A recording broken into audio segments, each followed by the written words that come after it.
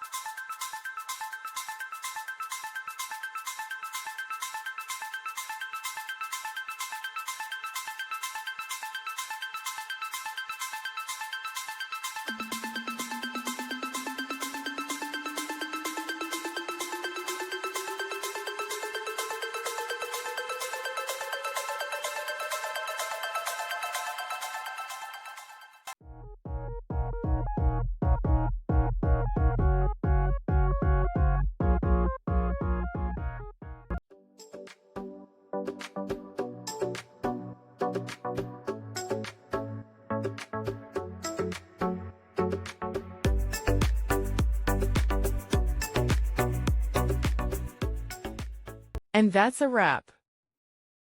I hope you found the answer you were looking for.